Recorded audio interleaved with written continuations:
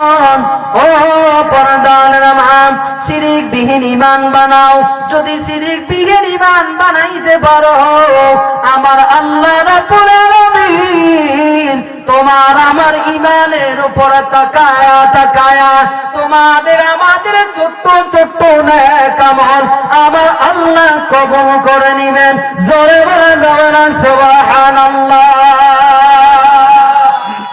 আমার মুসলমান বন্ধু, ও পরদানের মা, কান খুলে শোনা নাও, এই শিরিক বিহীন ঈমানটা কোন জায়গায় বানাবে?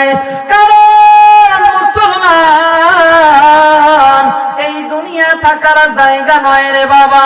এই দুনিয়া ছেড়ে অন্ধকার কবরে চলে যাবি। এই দুনিয়ার জমিন ছেড়ে তোমার আমার চলে যেতে হবে।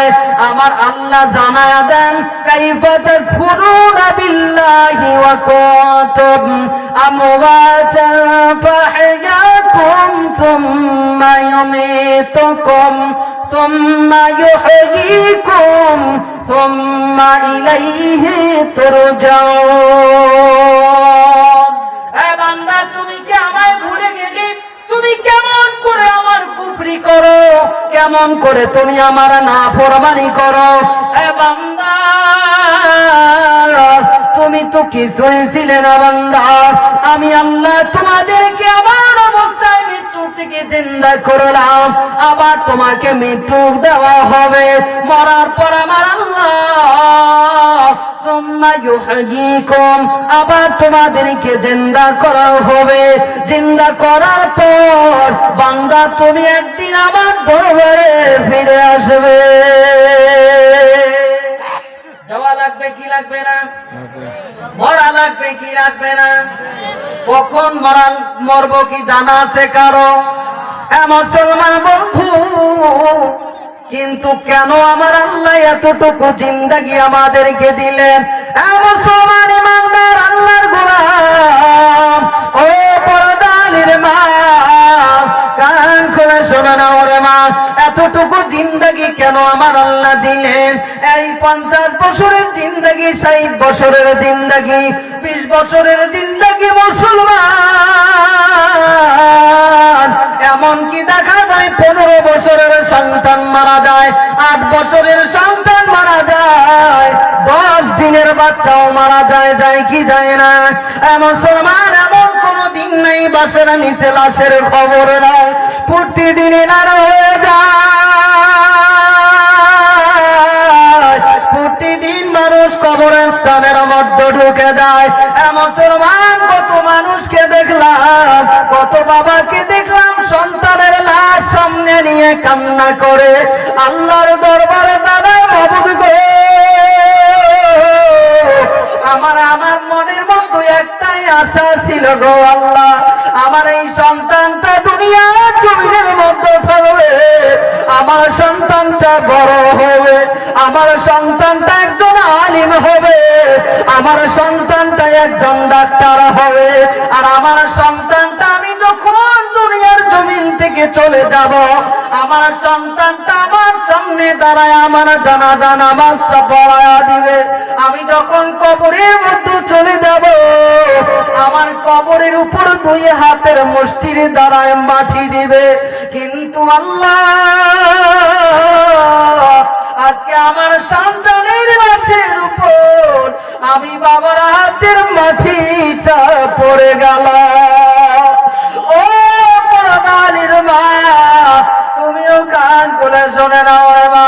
এই দুনিয়ার জমিনের মধ্যে কত মাকে দেখলাম সন্তানের জন্য হাউমাউ হাউমাউ করে কান্না করে, কত মারে দেখলাম রে, ওই 10 মাস 10 দিন পার হয়ে গেল, 10 মাস 10 দিন পর্যন্ত মা ভালো করে ঘুমাইতে পারলো না। 10 মাস 10 দিন চলে যায়, মা কোনোদিন ভালো করে খানা খাইতে পারে না। ওই মা সন্তান জন্ম দেওয়ার পর মায়ের বিরহের ব্যথা আগুনের মতো জ্বলতে থাকে। সন্তানকে সামনে নিয়ে মা পাগল হয়ে যায়। মারে, ও মা, তোমাকে বলি রে মা, ওই সময়টা আসার আগে রে একদিন তোমার ওই রকম খাটলির মধ্যে শোয়ানো হবে, কিন্তু কখন যাবি কোন দিন যাবি জানার কিন্তু বাকি নাই, জানার কেউ কিন্তু জানা নাই, কারো কিন্তু জানা নাই। হঠাৎ করে তোমার আমার সম্মুখে আজরাইল এসে যায়। আমার আল্লাহ বলেন, বান্দা তোমাকে এতটুকু জিন্দেগি কেন দিলাম? এক নম্বর আমলটা তুমি করবে রে বান্দা, আমার ছাড়া কাউকে আমার সাথে শরীক করবে না। আমার আল্লাহ জানায়া দেন, ইন্নাল্লাহা লা ইয়াগফিরু যুনুবা জামিআ, ইন্নাল্লাহা লা ইউশরিকা বিহি ইন্নাল্লাহা ইয়াগফিরু। আল্লাহ তাআলা জানায়া দেন, আমার আল্লাহ জানায়া দেন, বান্দা তুমি যদি আমার সাথে কাউকে শিরিক করো, তুমি যদি আমার সাথে কাউকে যদি শিরিক করো, ওই শিরিকের গুনাহ আমি আল্লাহ মাফ করব না। ইন্নাল্লাহা লা ইয়াগফিরু আন ইউশরাকা বিহি ওয়া ইয়াগফিরু মা দুনা যালিকা লিমান ইয়াশা। আমার আল্লাহ জানায়া দেন, তোমার ওই শিরিক গুনাহ আমি আল্লাহ মাফ করব না, করব না, করব না। এ বান্দা, কারণ এই গুনাহটা বড় গুনাহ, ইন্নাশ শিরকা লা যুলমুন আযীম। এই গুনাহটা এত বড় গুনাহ রে বান্দা, যেই গুনাহটা তোমারও সহ্য হবে না। কিয়ামতের ময়দান কায়েম হয়ে যাবে। আমার আল্লাহর নবী বিশ্ব নবী জানায়া দেন, ও সাহাবারে তোমরা শোনো, ওই কিয়ামতের ময়দান যেদিন কায়েম হয়ে যাবে, কিছু মানুষকে আমার আল্লাহ ডাক দিয়ে বলবেন, ওয়াসিকাল্লাযীনা কাফারু ইলা জাহান্নামা যুমারা। ও ফেরেশতারে, আমার ওই বান্দাদেরকে তুমি ডাঙায়া ডাঙায়া পিটাইতে পিটাইতে বাড়ি মারতে মারতে জাহান্নামের দিকে নিয়ে যাও। কেন? দুনিয়ার জমিনের মধ্যে আমি কত নিয়ামত দিয়েছি, আমি বান্দাকে হাত দিয়েছি, পা দিয়েছি, আমি বান্দাকে চক্ষু দিয়েছি, জবান দিয়েছি, আর আমার বান্দা দুনিয়ার জমিনের মধ্যে আমার সমস্ত নিয়ামত ভক্ষণ করার পর আমার বান্দা আমার নাফরমানি করেছে। এই বান্দাদেরকে নিয়ে যাও, ওই জাহান্নামের দিকে নিয়ে যাও। নবী আমার ডাক দিয়ে বলেন, ফেরেশতায়ে সাবারে সাবার দাও। এক নম্বর দলটাকে জাহান্নামে পাঠানো হবে। ওই দলটা ওই লোকগুলোই হবে যেই লোকগুলো দুনিয়ার জমিনের মধ্যে থেকে আমার আল্লাহর সাথে অন্য কাউকে শিরিক করিয়াছে। এই জন্য মুসলমান, শিরিক মুক্ত ঈমান বানান। তোমার জিন্দেগির না কেবল আল্লাহর দরবারে কবুল হবে, তোমার সম্পর্কটা আমার আল্লাহর সাথে হয়ে যাবে। যদি তোমার আমার জিন্দেগির ভিতরে আল্লাহর সাথে কারো সঙ্গে শিরিক না থাকে, শিরিক মুক্ত ঈমান যদি তোমার আমার জিন্দেগির ভিতরে থেকে যায়, তোমার আমার সম্পর্কটা আমার আল্লাহর দরবারে আল্লাহর সাথে হয়ে যাবে। জোরে বলা যাবে না সুবহানাল্লাহ?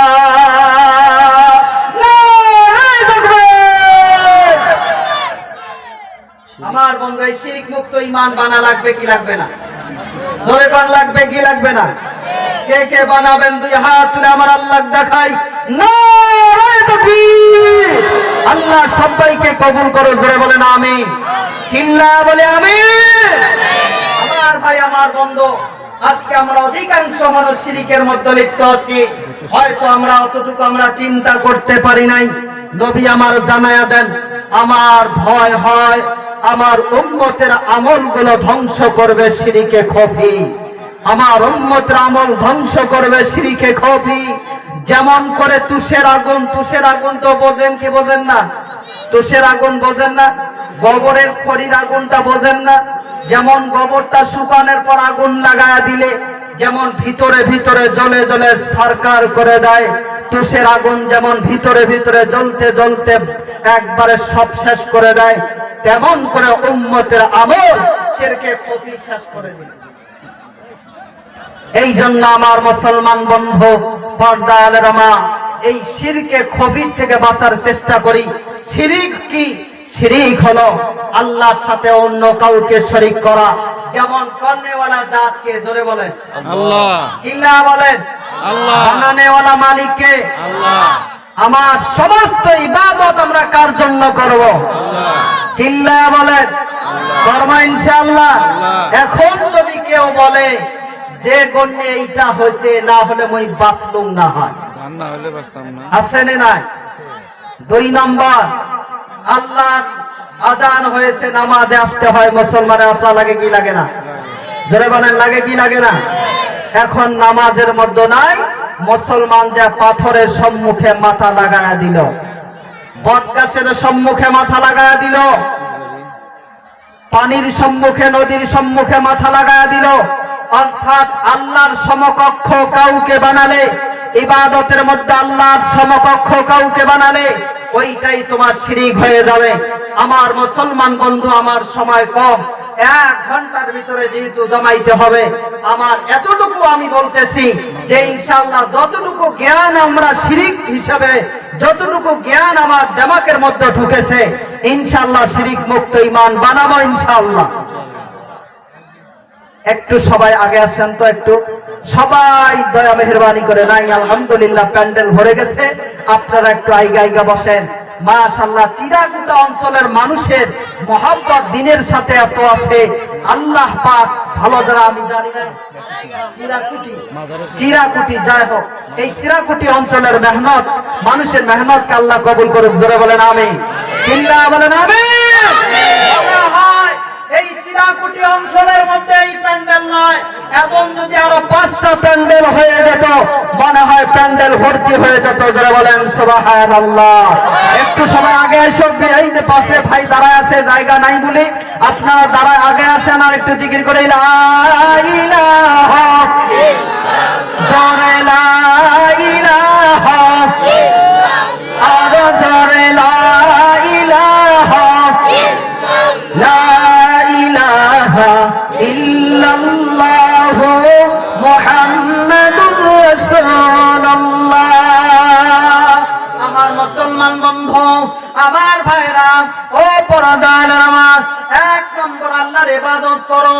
ওয়া ক্বাদা রাব্বুকা আল্লা তা'বুদু ইল্লা ইয়্যা, 1 নম্বর আল্লাহর ইবাদত করবি, আল্লাহর উপাসনা করবি, আল্লাহর দাসত্ব করবি, মরবি আল্লাহর জন্য, বাঁচবি আল্লাহর জন্য। জোরে কোন কার জন্য? চিল্লা বলেন কার জন্য? ইন্না সালাতি ওয়া নুসুকি ওয়া মাহইয়ায়া ওয়া মামাতি লিল্লাহি রাব্বিল আলামিন। আমার জীবন, আমার মরণ, আমার নামাজ, আমার রোজা, আমার হজ, আমার দান সাদকা খায়রাত, আমার যত কিছু আছে, এই সমস্ত আমি আমার আল্লাহর জন্য করব। মুসলমান, আমার আল্লাহ জানায় দেন, যেই বান্দাটা সমস্ত কিছু আমার জন্য করবে, যেই বান্দাটা সমস্ত কিছু আমি আল্লাহর জন্য করবে, যেই বান্দাটা শিরিক মুক্ত ঈমান বানাবে, যেই বান্দাটা শিরিক মুক্ত ঈমানটা বানাবে, আমার আল্লাহ জানায় দেন, ইন্নাল্লাযীনা আমানু ওয়া আমিলুস সালিহাত কানাত লাহুম জান্নাতুল ফিরদাউসি নুজুলা। জোরে বলা যাবে না সুবহানাল্লাহ? নবী আমার জানায় দেন, ও সাহাবারে তোমরা শোনো, 1 নম্বর দল কি যখন জাহান্নামে পাঠানো হবে, তারপর একটা দল আসবে, ওয়াসিকাল্লাযীনা তাকাউ রাব্বাহুম ইলাল জান্নাতি যুমারা। আমার আল্লাহ ডাক দিয়ে বলবেন, ফেরেশতারে আরে আয়, ফেরেশতা আয়, আয় ফেরেশতা আয়, আমার ওই সম্মানীয় বান্দাদেরকে রে ফেরেশতা তুমি জান্নাতের দিকে সসম্মানে নিয়ে যাও। জোরে বলা যাবে না সুবহানাল্লাহ? মুসলমান বন্ধু, ওই আমার নবী বলেন, ওই ওই 2 নম্বর দলটা জান্নাতে যাবে। ওই 2 নম্বর দলের কি কাম ছিল? ওই 2 নম্বর দলটা দুনিয়ার জমিনের মধ্যে আল্লাহকে ভয় করে ইবাদত করত। 2 নম্বর মানুষের দলটার কোন সিফত ছিল? সর্বহালে সর্বসময় দিলের মধ্যে আল্লাহর ভয় ছিল। জোরে বলা যাবে না সুবহানাল্লাহ। তাহলে আল্লাহ ভয় করা লাগবে কি লাগবে না? লাগবে কি লাগবে না? অন্ধকারে যদি যে অন্ধকারের মধ্যে পানির তলায় ডুবে যদি কই রমজান মাস যদি উপরে পানি খায়, পানির তলে যে পানি খাই আল্লাহ দেখবে না? দেখবে কি দেখবে না? অন্ধকারে যদি চোর করবে যাই দেখবে কি দেখবে না? মনের মধ্যে কি কল্পনা আল্লাহ জানে কি জানে না? ইন্নাল্লাহা আলিমুম বিযাতিস সুদূর। তোমার অন্তরের মধ্যেও কি আছে সেটাও আমার আল্লাহ জানে। তুমি কি করতেছো সেটাও আমার আল্লাহ দেখে। দেখে কি দেখে না? দুনিয়ার সমস্ত বস্তু বিষয় যদিও কেউ